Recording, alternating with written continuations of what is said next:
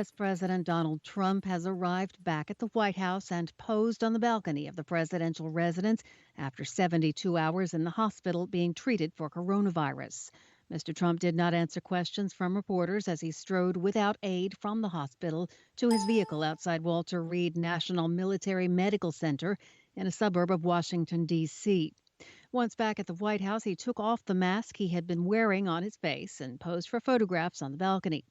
Earlier, Mr. Trump's primary physician, Dr. Sean Conley, told reporters, though he may not be entirely out of the woods yet, the team and I agree that all our evaluations and, most importantly, his clinical status support his return home.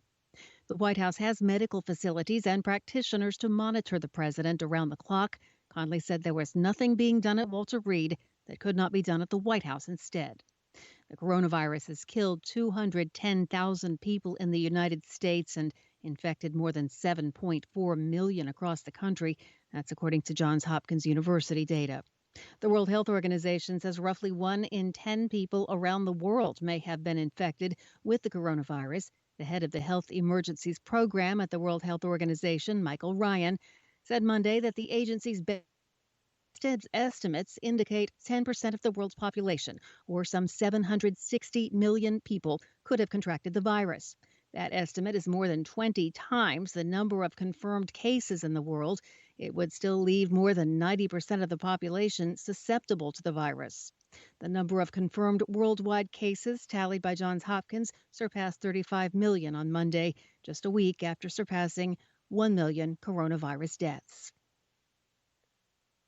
The U.S. Supreme Court returned to work on Monday for the first time since the death of Justice Ruth Bader Ginsburg, amid controversy over her replacement. The court, now comprised of 8 justices instead of 9, is expected to hear several high-profile cases this term, including the fate of the Affordable Care Act, also known as Obamacare.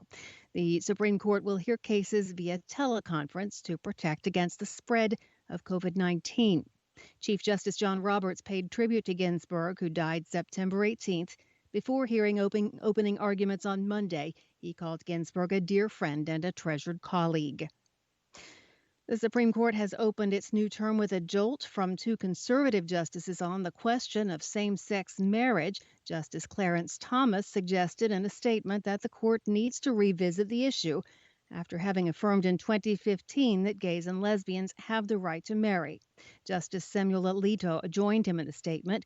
The matter resurfaces as the court is expected to take a turn to the right if Amy Coney Barrett is confirmed for the vacancy left by the death of Justice Ginsburg. Reversing the court's decision in the gay marriage case would seem a tall order, but the statement underscores liberals' fears that the court could roll back some of their hardest-fought gains. The 2020 Nobel Prize for Physiology or Medicine has been awarded to scientists Harvey J. Alter and Charles M. Rice of the United States and Michael Houghton of Britain for their seminal discoveries into the identification of hepatitis C virus.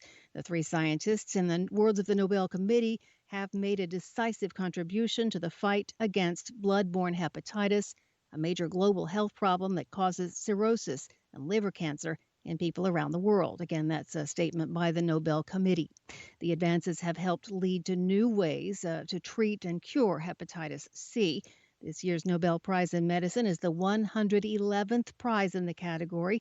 It's been awarded since 1901. The laureates will each receive an equal share of the $1.1 million cash award. Nobel Prizes for physics, chemistry, literature, and peace will be announced later this week. The prize for economic science will be announced next Monday.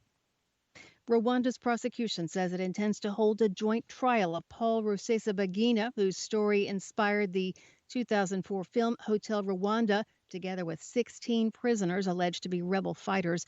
Rusesabagina is a founder of the Rwanda Movement for Democratic Change, a coalition of opposition groups which has an armed wing known as the National Liberation Front. The Rwandan government accuses the rebel group of killing Rwandans in the country's north.